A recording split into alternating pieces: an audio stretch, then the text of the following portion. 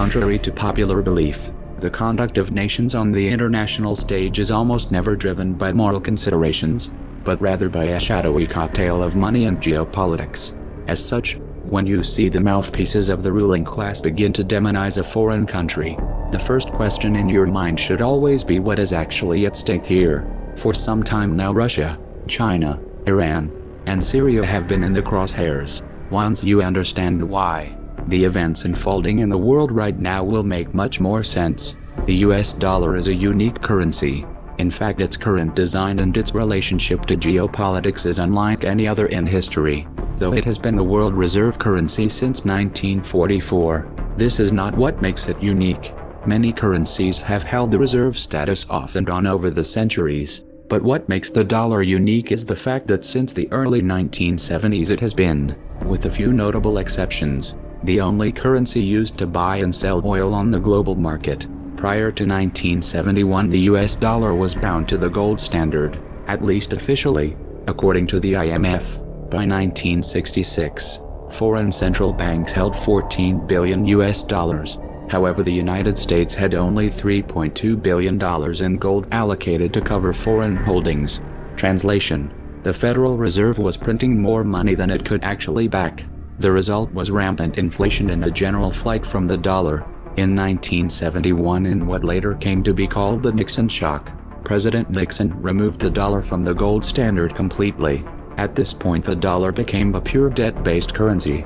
With debt-based currencies, money is literally loaned into existence. Approximately 70% of the money in circulation is created by ordinary banks, which are allowed to loan out more than they actually have in their accounts. The rest is created by the Federal Reserve, which loans money that they don't have, mostly to the government. It's kind of like writing hot checks, except it's legal for banks. This practice, which is referred to as fractional reserve banking, is supposedly regulated by the Federal Reserve, an institution which just happens to be owned and controlled by a conglomerate of banks, and no agency or branch of government regulates the Federal Reserve. Now, to make things even more interesting, these fractional reserve loans have interest attached, but the money to pay that interest doesn't exist in the system.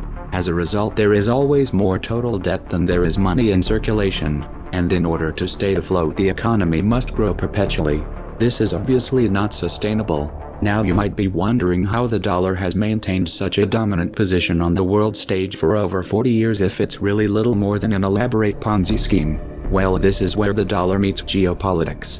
In 1973, under the shadow of the artificial OPEC oil crisis, the Nixon administration began secret negotiations with the government of Saudi Arabia to establish what came to be referred to as the petrodollar recycling system. Under the arrangement, the Saudis would only sell their oil in US dollars, and would invest a majority of their excess oil profits into US banks and capital markets. The IMF would then use this money to facilitate loans to oil importers who were having difficulties covering the increase in oil prices. The payments and interest on these loans would of course be denominated in US dollars.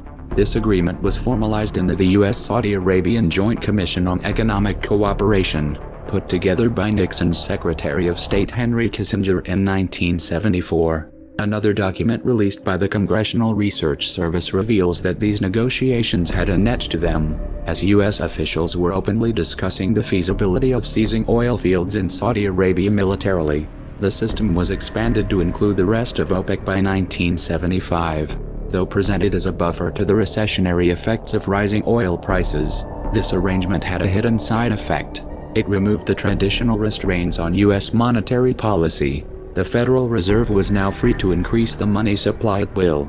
The ever-increasing demand for oil would prevent a flight from the dollar, while distributing the inflationary consequences across the entire planet. The dollar went from being a gold-backed currency to an oil-backed currency. It also became America's primary export. Did you ever wonder how the U.S. economy has been able to stay afloat while running multi-billion-dollar trade deficits for decades? Did you ever wonder how it is that the U.S. holds such a disproportionate amount of the world's wealth when 70% of the U.S. economy is consumer-based? In the modern era, fossil fuels make the world go round. They have become integrated into every aspect of civilization: agriculture, transportation, plastics, heating, defense and medicine, and demand just keeps growing and growing. As long as the world needs oil, and as long as oil is only sold in US dollars, there will be a demand for dollars, and that demand is what gives the dollar its value. For the United States, this is a great deal. Dollars go out, either as paper or digits in a computer system, and real tangible products and services come in. However, for the rest of the world, it's a very sneaky form of exploitation. Having global trade predominantly in dollars also provides Washington with a powerful financial weapon through sanctions. This is due to the fact that most large-scale dollar transactions are forced to pass through the US. This petrodollar system stood unchallenged until September of 2000, when Saddam Hussein announced his decision to switch Iraq's oil sales off of the dollar to euros. This was a direct attack on the dollar, and easily the most important geopolitical event of the year. But only one article in the Western media even mentioned it. In the same month that Saddam announced he was moving away from the dollar, an organization called the Project for a New American Century, of which Dick Cheney just happened to be a member, released a document entitled Rebuilding America's Defenses Strategy, Forces and Resources for a New Century. This document called for massive increases in U.S. military spending and a much more aggressive foreign policy in order to expand U.S. dominance worldwide. However, the document lamented that achieving these goals would take many years, absent some catastrophic and catalyzing event like a new Pearl Harbor. 1 year later they got it. Writing the emotional reaction to 9/11, the Bush administration was able to invade Afghanistan and Iraq and pass the Patriot Act all without any significant resistance. There were no weapons of mass destruction in Iraq, and this wasn't a question of bad intelligence. This was a cold, calculated lie, and the decision to invade was made in full knowledge of the disaster which would follow. They knew exactly what was going to happen, but in 2003, they did it anyway. Once Iraqi oil fields were under US control, oil sales were immediately switched back to the dollar. Mission accomplished. Soon after the invasion of Iraq, the Bush administration attempted to extend these wars to Iran. Supposedly the Iranian government was working to build a nuclear weapon. After the Iraq fiasco, Washington's credibility was severely damaged. As a result, they were unable to muster international or domestic support for an intervention. Their efforts were further sabotaged by elements within the CIA and Mossad, who came forward to state that Iran had not even made the decision to develop nuclear weapons, much less begin an attempt. However, the demonization campaign against Iran continued even into the Obama administration. Why? Well, might it have something to do with the fact that since 2004 Iran has been in the process of organizing an independent oil bourse. They were building their own oil market, and it wasn't going to be tied to the dollar. The first shipments of oil were sold through this market in July of 2011. Unable to get the war that they wanted, the US used the UN to impose sanctions against Iran. The goal of the sanctions was to topple the Iranian regime. While this did inflict damage on the Iranian economy, the measures failed to destabilize the country. This was due in large part to Russia's assistance in bypassing US banking restrictions. In February of 2009, Muammar Gaddafi was named chairman of the African Union. He immediately proposed the formation of a unified state with a single currency. It was the nature of that proposed currency that got him killed. In March of 2009, the African Union released a document entitled Towards a Single African Currency. Pages 106 and 107 of that document specifically discuss the benefits and technicalities of running the African Central Bank under a gold standard. On page 94 it explicitly states that the key to the success of the African Monetary Union would be the eventual linking of a single African currency to the most monetary of all commodities, gold. Note that the page number is different on other versions of the document that they released. In 2011 the CIA moved into Libya and began backing militant groups in their campaign to topple Gaddafi, and the US and NATO pushed through and strengthened a UN no-fly zone resolution to tip the balance with airstrikes.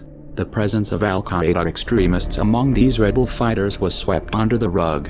Libya, like Iran and Iraq, had committed the unforgivable crime of challenging the US dollar. The NATO intervention in Libya segued into a covert war on Syria. The armories of the Libyan government were looted and the weapons were shipped via Turkey to Syrian rebels groups working to topple Assad. It was already clear at this point that many of these fighters had ties to terrorist organizations. However, the US national security apparatus viewed this as a necessary evil. In fact, the Council on Foreign Relations published an article in 2012 stating that the influx of jihadis brings discipline. religious fervor, battle experience from Iraq, funding from Sunni sympathizers in the Gulf, and most importantly, deadly results. In short, the FSA needs Al-Qaeda now. Let's be clear here, the US put ISIS in power. In 2013 these same Al-Qaeda-linked Syrian rebels launched 2 sarin gas attacks. This was an attempt to frame Assad and muster international support for military intervention. Fortunately they were exposed by UN and Russian investigators, and the push for airstrikes completely fell apart when Russia stepped in to broker a diplomatic solution. The campaign for regime change in Syria, as in Libya, has been presented in terms of human rights. Obviously this isn't the real motive. In 2009, Qatar put forth a proposal to run a natural gas pipeline through Syria and Turkey to Europe. Assad however rejected this, and in 2011 he forged a pact with Iraq and Iran to run a pipeline eastward, cutting Qatar and Saudi Arabia out of the loop completely. Not surprisingly, Qatar, Saudi Arabia and Turkey have been the most aggressive regional players in the push to topple the Syrian government. But why would this pipeline dispute put Syria in Washington's crosshairs? 3 reasons. 1. This pipeline arrangement would significantly strengthen Iran's position, allowing them to export to European markets without having to pass through any of Washington's allies. This obviously reduces the US government's leverage. 2. Syria is Iran's closest ally. Its collapse would inherently weaken Iran. 3. Syria and Iran have a mutual defense agreement, and a US intervention in Syria could open the door to open conflict with Iran. In February of 2014 this global chess game heated up in a new venue, Ukraine. The real target however was Russia. You see, Russia just happens to be the world's second largest oil exporter, and not only have they been a thorn in Washington's side diplomatically, but they also opened an energy bourse in 2008, with sales denominated in rubles and gold. This project had been in the works since 2006. They have also been working with China to pull off of the dollar in all of their bilateral trade. Russia has also been in the process of organizing a Eurasian Economic Union, which includes plans to adopt common currency unit, and which is slated to have its own independent energy market. Ukraine had been presented with a choice: either join the EU under an association agreement or join the Eurasian Union. The EU insisted that this was an either-or proposition. Ukraine couldn't join both. Russia, on the other hand, asserted that joining both posed no issue. President Yanukovych decided to go with Russia. In response, the US national security apparatus did what it does best. They toppled Yanukovych and installed a puppet government. Though this all seemed to be going well at first, the US quickly lost control of the situation. Crimea held a referendum and the people voted overwhelmingly to secede from Ukraine and reunify with Russia. The transition was orderly and peaceful. No one was killed. Yet the West immediately framed the entire event as an act of Russian aggression, and this became the go-to mantra from that point on. Crimea is important geostrategically because of its position in the Black Sea, which allows for the projection of naval power into the Mediterranean. It has also been Russian territory for most of recent history. The US has been pushing for Ukraine's inclusion into NATO for years now. Such a move would place US forces right on Russia's border and could have potentially resulted in Russia losing their naval base in Crimea.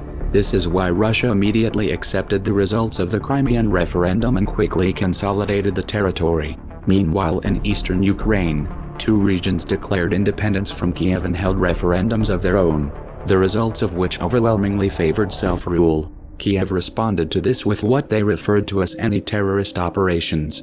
In practice, this was a massive and indiscriminate shelling campaign which killed thousands of civilians.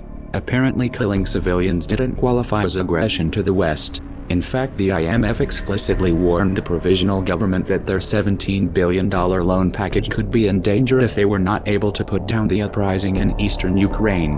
While the war against eastern Ukraine was raging, elections were held and Petro Poroshenko was elected president. It turns out that Poroshenko was exposed by a leaked diplomatic cable released by WikiLeaks in 2008 as having worked as a mole for the US State Department since 2006. They referred to him as our Ukraine insider, and much of the cable referred to information that he was providing. A separate cable showed that the US knew Poroshenko was corrupt even at that point. Having a puppet in place, however, hasn't turned out to be enough to give Washington the upper hand in this crisis. What does Washington do when they have no other leverage?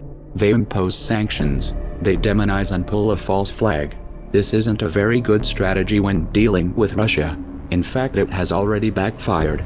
The sanctions have merely pushed Russia and China into closer cooperation and accelerated Russia's de-dollarization agenda. And in spite of the rhetoric, this has not led to Russia being isolated. The US and NATO have put a wedge between themselves and Russia, but not between Russia and the rest of the world. This new anti-dollar axis goes deeper than economics. These countries understand what's at stake here. This is why in the wake of the Ukrainian crisis, China has proposed a new Eurasian Security Pact which would include Russia and Iran. Consider the implications here as the Obama administration begins bombing in Syria, which also has a mutual defense agreement with Iran. This is leading us straight to World War III. The masses may not have figured it out yet, but history will remember it that way. Alliances are already solidifying and a hot war is underway on multiple fronts. If the provocations and proxy wars continue, it's only a matter of time before the big players confront each other directly, and that is a recipe for disaster. Does all of this sound insane to you? Well, you're right. The people running the world right now are insane, and the public is sleepwalking into a tragedy. If you want to alter the course that we are on, there's only one way to do it. We have to wake up that public. Even the most powerful weapons of war are neutralized if you reach the mind of the man behind the trigger. How do we wake the masses, you ask? Don't wait for someone else to answer that for you. Get creative. Act like your children's and grandchildren's futures depend on it, because they do. We are anonymous. We are legion. We do not forgive. We do not forget. Expect us.